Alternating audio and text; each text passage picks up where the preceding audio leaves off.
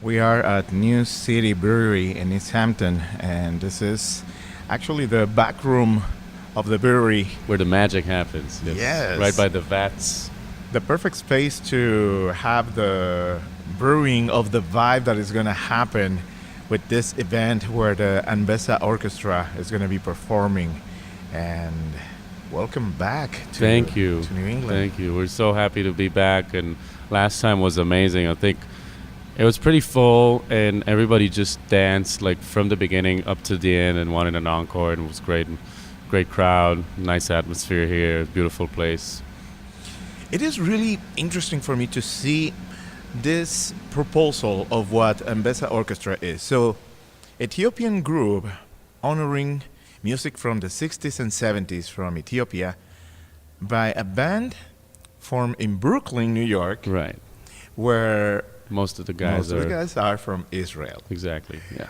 How this melting of culture and influences happen? Well, I first got into Ethiopian music in Israel. There's a big Ethiopian community. And actually, I was playing in a reggae band, and the singer, his name is Gili Allo. He's very, he's doing great on his own account now. He's got great stuff. And he brought in an Ethiopian tune for us to play, one day at rehearsal. And the first minute, the first like note of that tune, it was Muluk and Melese, who's a great singer from Ethiopia. And the first note that I heard, I was entranced. It was just so strong for me. I don't even know what it was. Like the groove was super dark and cool, and then his singing and a lot of the singing in the Ethiopian, the older style has like an insane vibrato, and it's super expressive, and I just love it. It melted my heart, every time I heard it. And both of us got super into it, and then we got in touch with some older Ethiopian musicians in Israel, a singer called Zemene Melese, he was the protege of a very, very well-known singer from Ethiopia, Talaon Gesese, who's one of the greatest, singers in that history, from that time. And also Abate Berion, who's a saxophone player who used to play with Mulatu and Mahmoud Ahmed. So Zemene kind of taught us the songs, and Abate taught us like the scales, like more of the theory of it. Because the main thing I think about Ethiopian music, as opposed to other kinds of music from different places in Africa, where the rhythm is very, very intricate, the rhythm, for the most part, in Ethiopian music is kind of straightforward. There's like this propulsion happening. It's a groove, it's always a groove. There's always a dance. Not so many like parts within like the percussion area, but they do have their own set of scales, which sets them apart. It's very unique, just a sound of those scales. And then around the 60s, late 60s, early 70s, they used to get like James Brown records and stuff like that, and they got that backbeat and stuff happening with their scales, and brought horns to it, which is also another interesting story about how the horns came to Ethiopia, because Haile Selassie, he lived in Israel, in Jerusalem actually, for a minute. I think there was a civil war, and he kind of fled, and in his honor they had a parade there were 40 Armenian orphans playing in a brass band for him when they did this little parade in Jerusalem. And he was so so impressed by the sound of it that he adopted them all. He brought them to Ethiopia, and then he started implementing the brass and woodwind instruments into Ethiopian music. It started with the army and then went to popular music. And that's the long story of how I got into it. And I keep researching it, and it's a huge country with a lot of tribes. And I would like check out this kind of, this region, and I would check out this music, and I'll be like, okay, what can we do with it? Because at first we started out playing just like covers, just our arrangements of, pretty simple arrangements of covers of tunes. And now there's more and more original music that it has a close affinity to that sound, but it has our flavor on it. And I just feel like, Ethiopia, they say it's like the birthplace of man, And I don't know exactly how, but I feel like a very strong connection to that place. And yeah, that's how we got to doing this and how we got to what we do now.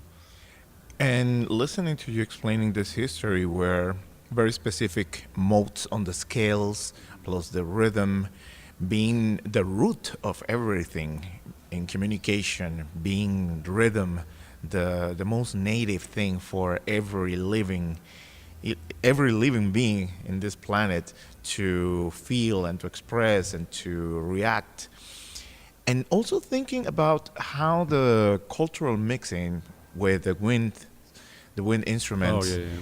and thinking the infusion of the Balkan sound and the music from Israel Yeah. becomes now something that it makes perfect sense. I mean, especially nowadays where everything there's no more borders with the internet now, you know. So just seeing how it happened kind of naturally way back in the day is very cool. But yeah, now it makes sense because, you can get exposed. You can live in New York and not even leave New York ever, but you can get exposed to Balkan music and Mediterranean music and Ethiopian music and music from Mali. You can go see it live even if you're in New York. But even if you're not, if you're somewhere in North Dakota or something like that, you can put on YouTube and check out all these things. It's amazing. It's an amazing time to be able to do that.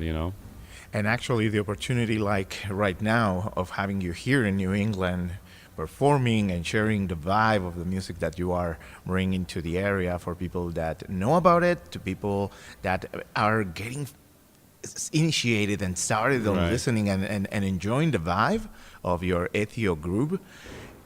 This is an amazing way of communicating and engaging and sharing Right. the rich heritage of different cultures put together through music. Exactly. And always, because like a lot of people, if I tell people I'm a musician, they say, "Oh, what do you do?" I'm like, "Okay, so one of my main thing is I have this band. It's called Anbessa Orchestra. We play Ethiopian funk or whatever." They're like, "Oh, I don't even know how it sounds." And then they come and hear us, and it's really cool. And it's very important for me to say that I mean, there's no Ethiopian people in the band, and sometimes I feel a little, a little self-conscious about it. But we never try to like appropriate it or anything. We come to it with the most love and respect that we can give it, and we always try to deepen our understanding of this music, and we never try and claim that we did anything to it or anything.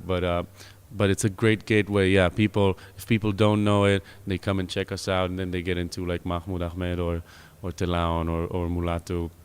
And then, yeah, most people, if they do know it, they know like the Ethiopics, or they've seen Broken Flowers, the Jim Jarmusch movie that had Mulatto as a soundtrack, and they're like, "Oh, cool! So you do that?" I was like, "Yeah, we kind of do that, but we have our own thing happening." And yeah, it's a great little cross-cultural thing, and it does take people out of their like normal thing, so it broadens a little bit of the horizons. And I like that you are bringing this particular point about the cultural appropriation perception that sometimes happens, and sadly, yes, is something that occurs many times with some projects or artists or performers, that they just feel it's so easy to take something because it looks or sounds cool. Right. But it definitely shows in your case that you are honoring this culture and doing your research, knowing what it is, the meaning and the roots of the sounds and the rhythms, the influence. So this becomes an educational opportunity to learn about Ethiopian music, Ethiopian culture, and also to have this blending of what is the own flavor from Brooklyn Yeah. and your Totally. own culture as well, Right. which is the Anbessa Orchestra. Yeah, totally. And I have to say also that every time we performed before Ethiopian people, they were always very appreciative. They were very happy to see that people are respecting their culture and enjoying it and sharing it with other people, and seeing it reach farther than just the people of the country, or the expats or whatever. They were happy to see the music kind of lives on, with other people as well.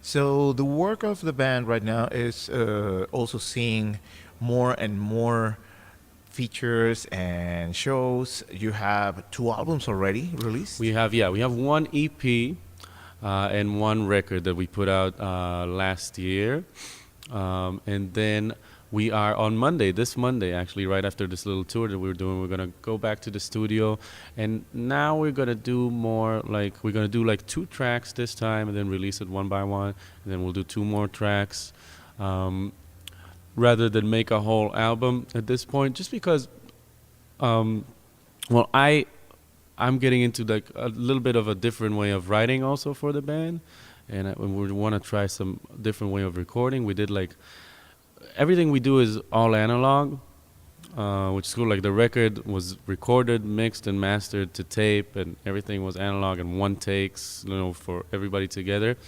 This time I kind of want to try not to do everyone together in the same room. Like it's all gonna be live, but the rhythm section is gonna be separated from the horn section, and just to have a little more separation, make it sound a little tighter and a little. I think we're trying to make it more maybe like a Motown record or something like that, and and the music, it took a little bit of a turn. It's a little different right now, but it's cool. We're gonna play those 2 tunes that we're gonna record. We're gonna play them tonight, so you'll get to hear it, and I'm very excited about that. I'm always excited when we're recording some new music. I think the last thing we did this project for United Airlines actually. They were doing, because United Airlines had Rhapsody in Blue, the Gershwin tune. Yes. They had that as kind of their theme song, and they even owned the publishing rights for that. And this year it became public domain, I think. So they did this project. They took 4 artists from all over the world. It was mostly like producers and people who are by themselves pretty much. And we were the only band. And everybody took their own spin on Rhapsody in Blue. So that was the last thing we did, which was really cool. And I'm always excited to record some new music. And so I think this like little this way of operation to have like 2 tunes now, then another 2, and release them one by one. It's cool because there's always like an anticipation for something, That sounds amazing, because it also provides the opportunity for you to showcase your work in a totally different way, beyond just doing the shows and having release of your music on the traditional ways. Yeah. And that makes another point of how music can be appreciated and discovered by many others, to trying to figure out where this comes from. Yeah.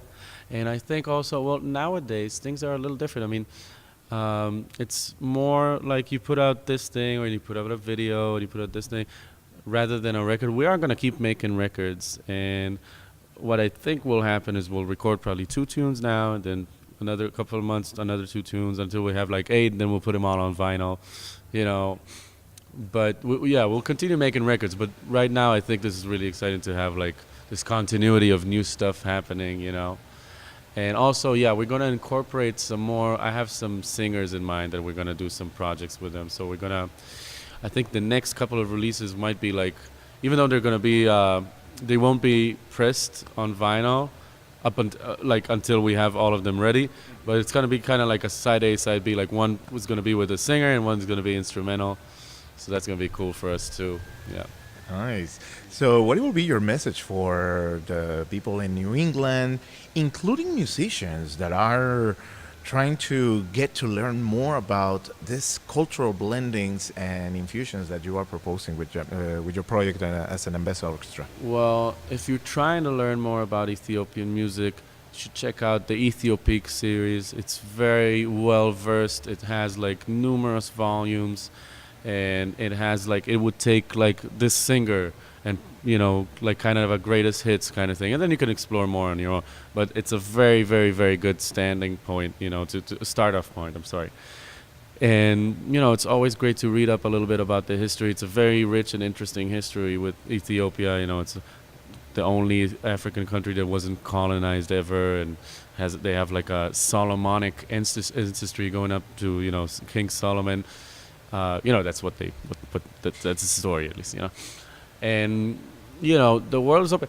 I think what made this music so important to me and is before I was exposed to that, I was playing a lot of jazz music and a lot of music that was more complex. I still play a lot of jazz, and I still love it, but I was like so into it that I felt weird if I like a pop song or something. I wouldn't let myself enjoy it, and after I kind of started getting into that music, I was like, you know what I like, and if I'm drawn to something, it could be Ethiopian music, it could be Britney Spears, whatever it is. If it makes you happy as a musician, and if it moves you, check it out.